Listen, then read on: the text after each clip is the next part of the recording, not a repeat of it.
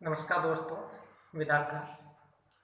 आज हम एक नए टॉपिक जिसके बारे में अध्ययन करेंगे वो है चतुर्भुजों का क्षेत्रफल। हमने पिछली बार जो टॉपिक लिया था वो था चतुर्भुज के बारे में। हमने पढ़ा था कि चतुर्भुज क्या होता है, कितने प्रकार के होते हैं, उनकी पूरी जानकारी मैंने जो अगला वीडियो था मेरा उसमें दे दी थी। अब आज हम नया टॉपिक है चतुर्भुजों का क्षेत्रफल। हमारे पास चतुर्भुज दे रखे हैं, हम उसका क्षेत्रफल किस प्रकार ज्ञात करेंगे उसके बारे में आज हम लेंगे, स्टेप बाय लेंगे। सबसे पहले लेते हैं अपन चतुर्भुज। केवल चतुर्भुज दे रखा है, तब हम उसका क्षेत्रफल कैसे ज्ञात करेंगे उसके बारे में। जैसे चतुर्भुज एबीसीडी है, ये एबीसीडी की चतुर्भुज है, कौन सा भी हो सकता है। अब इसमें क्या होगा, एक तो अपन को विकर्ण दे रखा होगा और इस विकर्ण पर शेष शीर्षों से लंब डाले गए होंगे, जैसे DE और DF, ये दो इसमें लंब डाले गए। तो इसमें क्या होगा, अपन को एक तो विकर्ण का मान दे रखा होगा, दूसरी बात है इसमें जो लंब डाले गए इस लंबों का मान भी दे रखा होगा। इस स्थिति में अपन इसका क्षेत्रफल ज्ञात कर सकते हैं। तो इसका फॉर्मूला है चतुर्भुज का क्षेत्रफल 1/2 से गुणा करना है।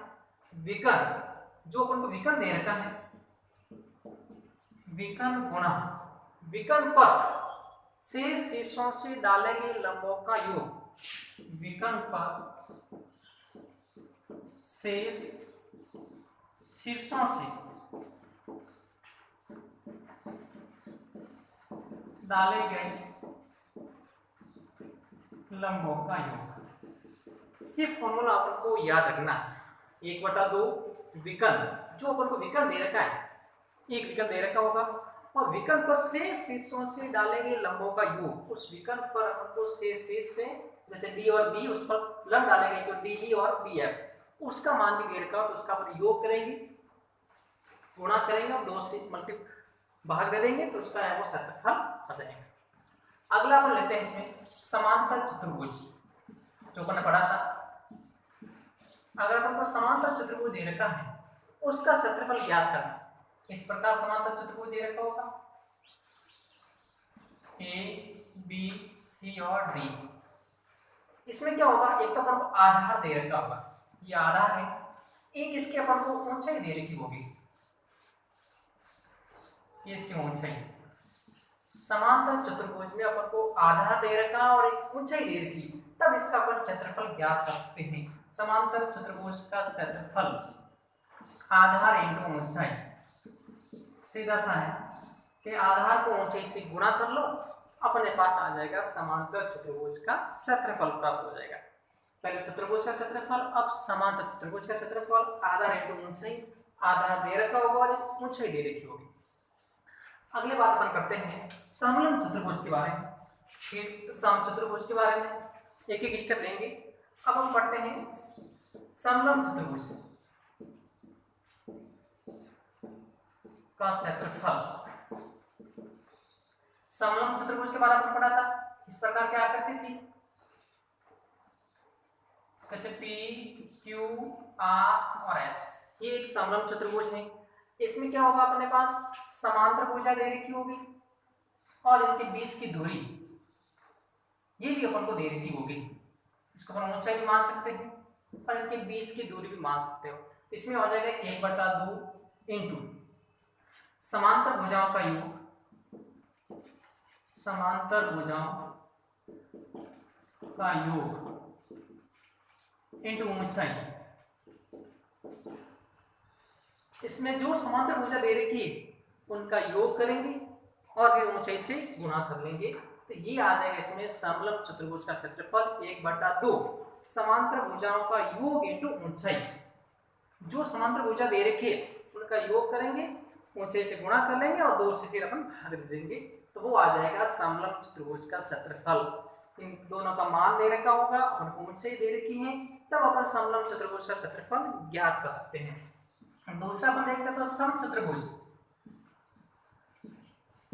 समचतुर्भुज का क्षेत्रफल।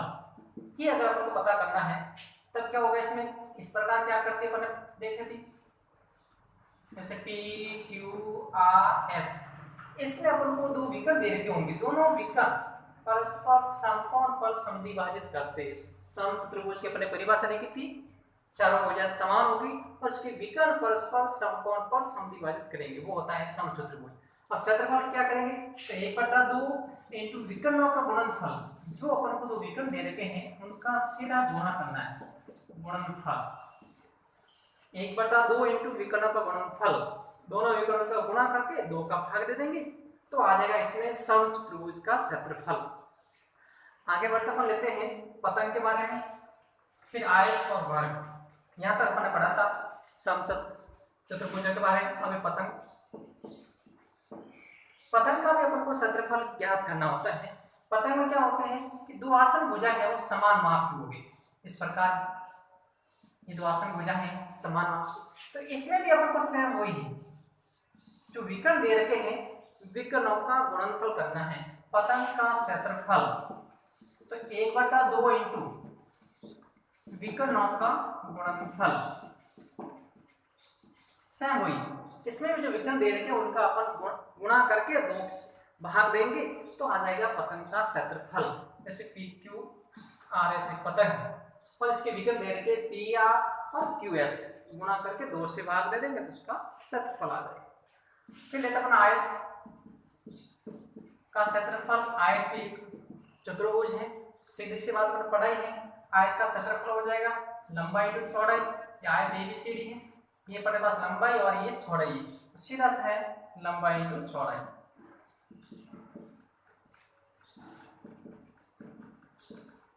इसके बाद अपन पढ़ा था वर्ग। वर्ग का क्षेत्रफल, वर्ग भी एक है वो चतुर्भुज है जिसके चारों भुजा समान है और प्रत्येक कोण समकोण है। वर्ग का क्षेत्रफल भुजा स्क्वायर या फिर अपन कर सकते हैं भुजा इंटू भुजा, दोनों में से कोई भी। ये वर्ग है PQR और S, प्रत्येक कोण समकोण है।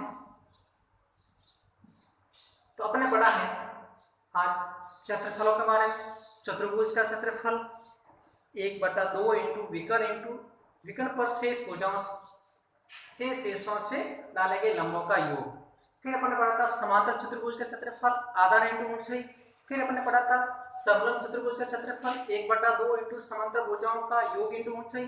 फिर अपन ने पढ़ा था समचतुर्भुज का क्षेत्रफल 1/2 इंटू विकर्णों का गुणनफल। फिर अपन ने पढ़ा था पतंग का क्षेत्रफल 1/2 इंटू विकर्णों का गुणनफल।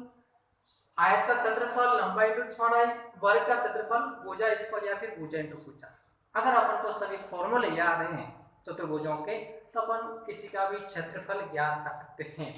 महत्वपूर्ण बात है, कोई भी प्रश्न को सरल करना है तो अपन को फॉर्मूले याद होना जरूरी है। बिना फॉर्मूले के अपन किसी भी प्रश्न है कोई भी आकृति है उसका क्षेत्रफल ज्ञात नहीं कर सकते हैं। धन्यवाद।